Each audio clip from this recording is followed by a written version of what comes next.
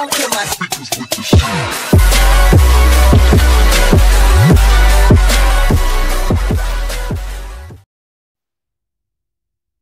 Welcome back, guys, and here we go with another reaction video. Wait, is it another? I think it is another.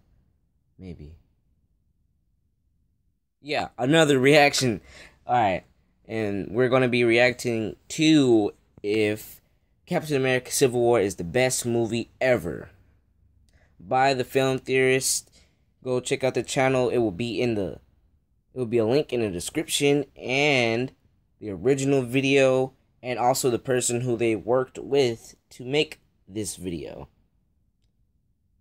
So, let's get into the film legends. Whoever has the best movie of all time. Now. Ringtone. Today's challenger, Captain America Civil War.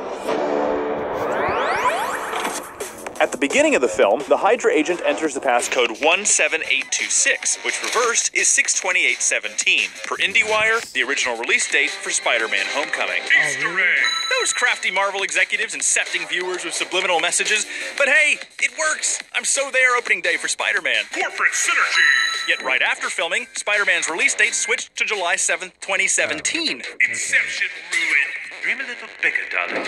Bucky's transformation into a cold-blooded assassin raises questions of accountability during wartime. Is he responsible for the murders he committed, or was he just following the orders of others? Deep thoughts. This dilemma parallels one of the most famous trials of modern history, the Nuremberg trials, wherein German soldiers, post-World War II, claimed they could not be held guilty for their actions as they were only following orders. Historical precedent. The camera placement constantly obscures the characters, reflecting the captain's covert operation. Speed is. In the Marvel Comics, Falcon had an actual bird named Redwing that he telepathically commanded. This has wisely now been grounded into a drone which Falcon accesses electronically. Adaptation win. New multiplier. Hey now, trailer money shot. Come on, Marvel, have you seen Lost in Translation? Scarlett Johansson can do a whole lot more than a somersault. Give her an actual part to play. ScarJo deserves better. Combo lost. Civil War questions the American military's right to operate in foreign countries. After Wanda accidentally kills a number of citizens, the world turns against the Avengers, questioning if they too have the right to operate on foreign soil. Timely. Uncanny Valley alert. These CGI people always look like creepy wax figures from Madame Tussauds. Too creepy. The Russo brothers giving their fellow Community cast members work, even if they've already won an Oscar. Tony and Steve both feel accountable for the loss of their loved ones. For Tony, the death of his parents. For Steve, Bucky's transformation into an assassin. Narrative parallel. Both Tony and Steve seek to correct these past mistakes. Tony by creating a simulated world where he tells his parents he loves them. I love you, Dan. Steve by deprogramming the Winter Soldier back into his old pal. This focus on the past reflects Friedrich Nietzsche's philosophy of ressentiment.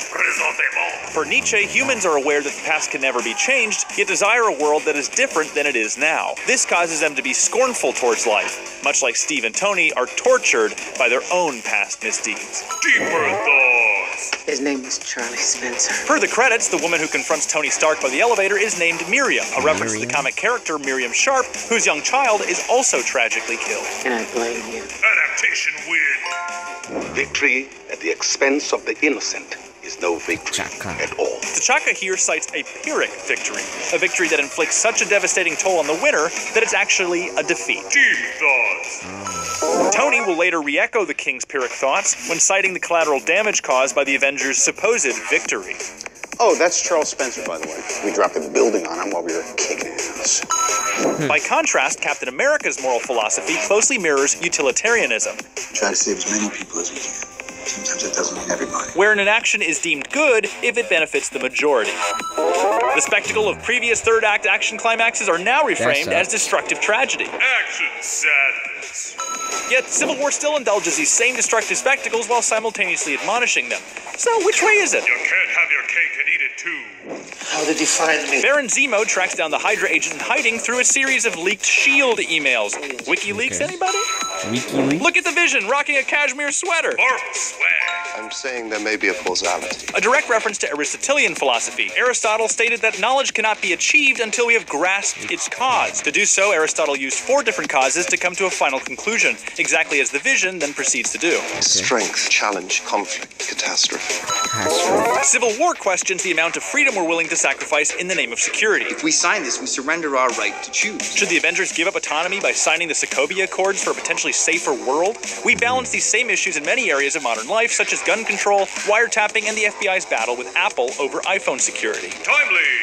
Sharon Carter's speech at Aunt Peggy's funeral is a direct adaptation of Captain America's lines in the Civil War comic. Even if the whole world is telling you to move, plant yourself like a tree and say no. You move. Adaptation win! Yet by taking the speech away from the captain, it now becomes an on-the-nose screed, telling our protagonist exactly what to do in the next scene. I can't sign it. Too easy. Adaptation failed. Streak broken. There's an inherent distrust toward the government institutions. Black Panther and Captain America both openly question the motives and efficiency of sacred institutions, reflective of the current left and right's disillusionment with the political process. Why, you don't approve of all this? Not really. It's run by people with agendas. Feel the burn! This doesn't have to end in a fight, Buck. It always ends in a fight. I wonder who's going to be right. Narrative foreshadowing. You might call it it's not the end. T'Challa says in his culture, Bast and Sekhmet lead you to the afterlife, a reference to the 2 cat-like Egyptian gods. Considering the importance of cats in the Wakandan culture, it's no surprise T'Challa dresses up as a panther by night. Should have seen that coming. As a token of amends, Tony brings the pens President Franklin Roosevelt used to sign the 1941 Atlantic Charter. Through Tony's lens, the Atlantic Charter was a step towards the formation of the United Nations. See, if not for these, you wouldn't be Countries with differing opinions still working together for the sake of global community, just as the Sokovia Accords would. However, through Steve's lens, the Atlantic Charter pushed America closer to Some war. would say it brought our country closer to war. The attack on Pearl Harbor occurred only 4 months after the document was signed. Double tap historical precedent. This marks an interesting role reversal. Loyal Captain America now takes sides against the government, Each one you buy is a bullet in the barrel of your best guy's gun. while the rebellious Tony Stark sticks up for the man. Trying to play ball with these ass clowns.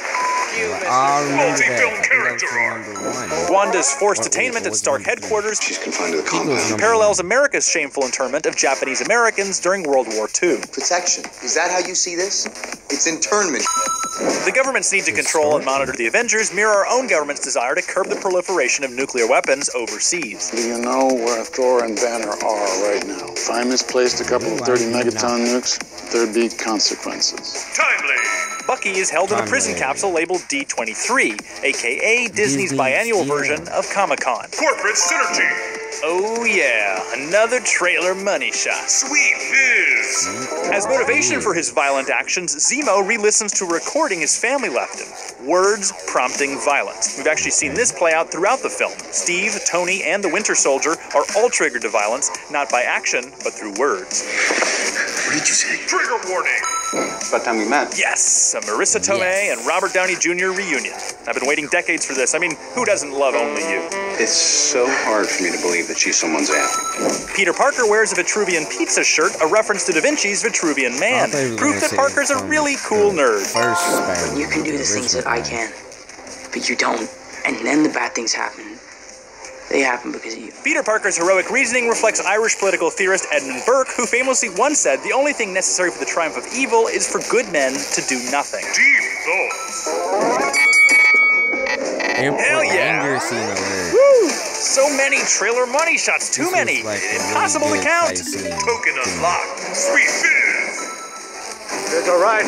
Nice Arrested Development reference. Does this mean Tobias can join the team? Doubly Sweet Viz. Hey guys, you ever seen that really old movie, Empire Strikes Back? Peter, everyone's seen Star Wars. You're not referencing My Dinner with Andre. Spidey fail. When did Guantanamo Bay move underwater? Timely.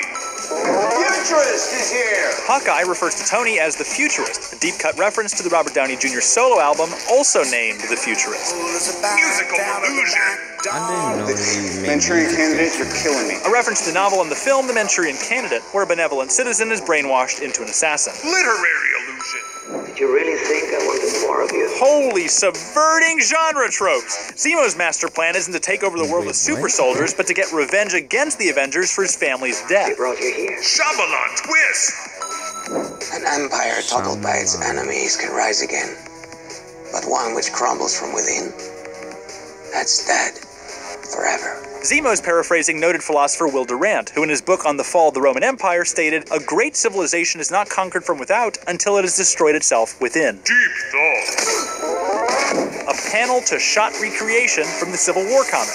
Nice. Yet another panel-to-shot recreation. Super adaptation wins. That was really scary. So I thought he was gonna A nice callback to the die. Captain's signature phrase from the first film. Who doesn't love a Stan Lee cameo? Rhetorical question. And for one final point, Marvel, forcing moviegoers to read the end credits since 2008. Super Marvel swag. All right, Captain America, let's see how you did. Sweet fish. Over 3 million points in style. Looking good, Captain, looking good.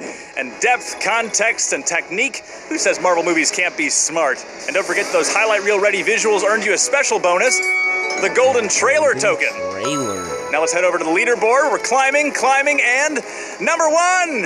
What? Out of one. None. Think we need some more competition in the mix. Let us know in the comments what movies you think have what it takes to earn the top spot. And come back real soon as the captain defends his title against a whole lot of slow-mo. All right. That was a really good video, and I like the way they broke everything down to classify if like the movie was good or bad. Now I think they did pretty good with that. And when he mentioned Thor, something that came to my mind that they're making Thor 4. So when the trailer comes out for that, I will be reacting to it, alright? So be on the lookout for that. And if I don't make it, spam in the comments. Make the video. Just say that. Make the video. And also, like, comment, share, and subscribe.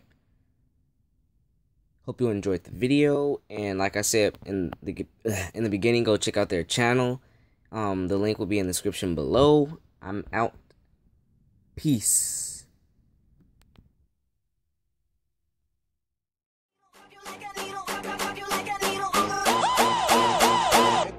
Okay.